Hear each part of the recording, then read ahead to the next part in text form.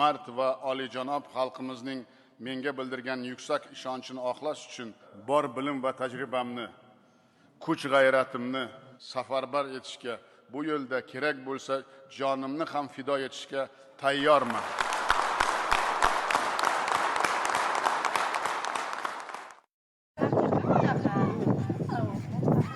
Assalomu alaykum, yuqoridagilar zo'rmisizlar?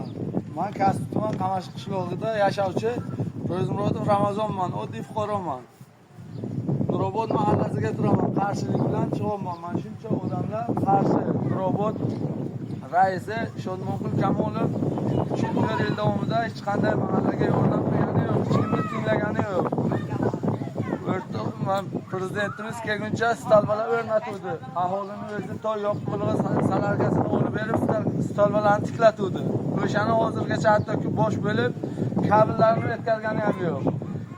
2025-yil 27-mayda saylov e'lon qilingan ekan. Saylovni men ko'chadan eshitdim. Biz ham shu Nurobodga turib hech qanday xabarimiz yo'q. Ko'chadan eshitib bordim saylov uchastkasiga. Saylov uchastkasiga keyin borganimdan keyin qarasam, bizning mahalladan bir ko'chadan bitta ham inson yo'q, bitta fuqaro yo'q. Keyin o'sha yerga savol berganimda menga mahallakon turib javob qaytardiki, 12%lik saylov bu. 12%likka hammani aytilmaydi dedi.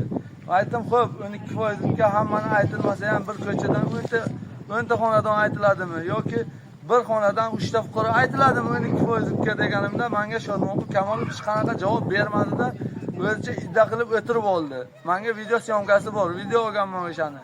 Bizlar norozimiz. Shodmonqul Kamolovni rais bo'lganiga ham yana o'zini qarindosh urug'i bilan o'g'rinchi o'tkazgan. Mana shuncha fuqaro, mana bundan ham ko'p odamlar hozir bor, kelyapti.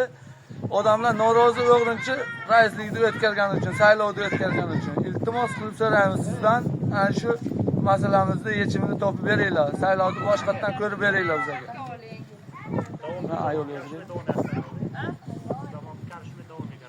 Video murojaatimizni hurmatli prezident inobatga oling. Mana yuqorida aytilgan gaplarni yana qaytarib o'tirgan foydasi yo'q. Bizga Shodmonqul 3 yildan beri Sevsaget degan bilan hech narsa qilib bergani yo'q. O'zimiz xalq kissamizdan pul yig'ib qilyapmiz. Ayollar aytinglar. Shundaymi? Asfaltashtirdik ham kissamizdan yig'dik. Gaz olib keldik ham kissadan yig'dik. Ariqni suvni olib keldik ham kissamizdan yig'ib pulni o'zimiz qilyapmiz. Wi-Fi kelyapti. Nima qilsak mahallada o'zimiz qilamiz. Sevsaget Shodmonqul Kamolov kelib biron narsa bo'lyaptimi deb xabar ham olmaydi. Bizga qiladigan bilmaydi. Shunday bironta qiladigan mutaxassis bering, xalqni eshitadigan. Iltimos sizdan prezident, iltimosnomamizni ko'rib, shu talabimizni nima qiling? Saylov boshqatda o'tkazilsin. Nohaqlik bo'lgan bu yerga. Shunday norozimiz. Norozimi hamma shu Shodmonqul Kamolovga? Hamma norozi. Mana kechagi nima? Saylov jarayonida yozilgan ism familiyalar. Shodmonqul Kamolovni mana qarindosh urug'lari mana belgilab qo'yman, o'sha xatni borib iltimos qilib olib keldim men, shantaj qilib, mojaro qilib. Mana qo'shnilari, mana qaranglar, mana. O'ziga tegishli insonlar, mana qarang, mana. Bir oiladan 3 kishi ham bor, 2 kishi ham bor, mana. Belgilab qo'yganman. Bu video murojaatimizni biron kishi eshitib, bizdan chaqirganda mana isbotlab bera olamiz nohaqligini. Iltimos qilamiz sizdan, faqat shu haqiqatni so'rashlaringizni. Bizga yordam beringlar. Saylovni boshqatdan tartibga qilib berishingizni iltimos qilamiz, hurmatli prezident. Bizga o'zimizni, xalqni eshitadigan mutaxassis qo'ying, iltimos sizdan.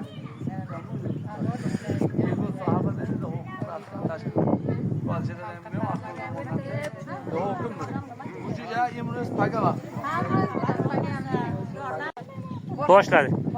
Assalomu alaykum, hurmatli prezident. Mana bugun biz yig'ilishimizdan maqsad Nurobod mahallasining fuqarolari yig'ilib sizga talab iltimos yo'llayapmiz. Iltimos, hurmatli prezident, shu talabimizni inobatga oling.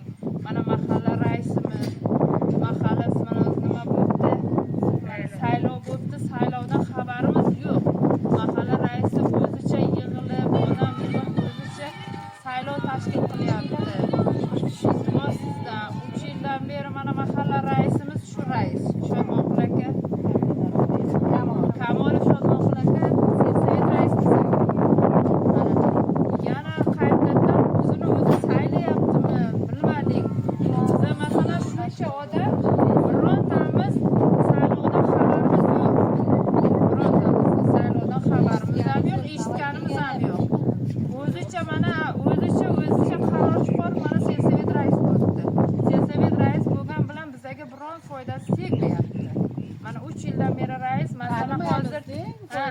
foydasi ham tekkani yo'q. Biza borib shu biron narsa aytsak qilolmaydi ham. Sessiya raisimiz. Raisi deyarli bir odamlar tanimaydi ham mahallani odamlari. O'shaning uchun mana ko'chamizni asfalt qildik, o'zimizni kissamizdan qildik. Yo gazlashtirgan bo'lsak, o'zimiz olib keldik. Ariq suvini olib keldik, o'zimiz olib keldik. Mana shu saylovni boshqatdan tashkil etsangiz, biza o'zimizga yoqadigan, mana ishlaydigan, bizning talablarimizni bajaradigan raisni qilsak, bizani eshitadigan raisni qo'ysangiz, bizga iltimos yo'llayapmiz mana mahallani ayollari, odamlari yig'ilib.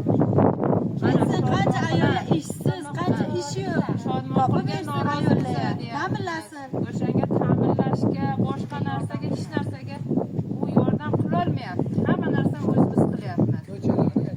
Ko'chalarni mana o'zimiz qilyapmiz. Ariqdan yurib o'zilmaydi. Hatto istalganlar bir yildan beri yo'q shu mana istalgani. Aytgan odam yo'q. Nima kamchiligingiz bor, nima muammolaringiz bor. Keyin odam o'zi bitta istalga qo'ydi. Yog'i yo'q, davomi yo'q. Ko'chalarga yurib bo'lmaydi. Shuga qo'yuvdi, o'sha qo'yilgani o'shandan keyin na elektrisitet keladi, na o'sha texnik yetkazib beradi. Hech kim qulat e'tibor qilmaydi-da bizga.